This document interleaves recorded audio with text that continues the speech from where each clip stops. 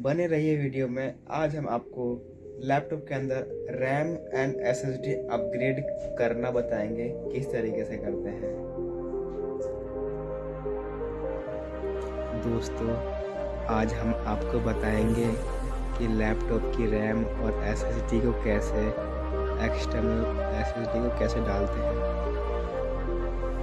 हमने पहले इसके बोल्ट को निकाला और एक कार्ड की मदद से इसको हमने ओपन किया। कार्ड ज़रूरी होता है, खुल गया है। अब इसमें ये देखो जो दिख रहा है आपको, हमारे पास DDR4 सैमसंग की कंसिस्टेंसी का SSD है 128 GB। करीब हमें ये पड़ा है 90, लेकिन ये हमें अच्छे रेट में भैया ने दिया है, एकदम ब्रांडेड क्वालिटी का, एकदम फ्रेश। अगर आपके पास पेचकस नहीं है तो हमारे पास दूसरा तरीका है खोलने के लिए। दोस्तों, हमने कैंची से तो खोलने की कोशिश करी, लेकिन आप ऐसा कोशिश ना करें क्योंकि हम थोड़े प्रोफेशनल हैं, आप नहीं।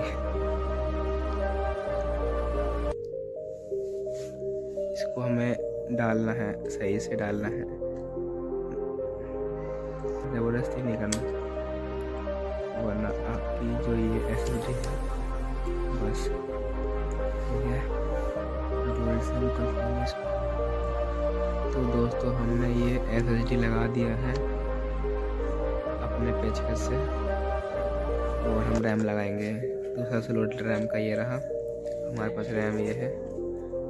खोलेंगे, अनबॉक्सिंग करेंगे देसी स्टाइल में, एक नंबर देसी स्टाइल ब्रांडेड रैम।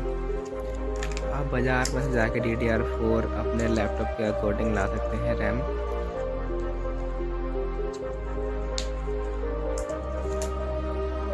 ये इस तरीके से लगेगा, इस तरीके से तो नहीं लगेगा।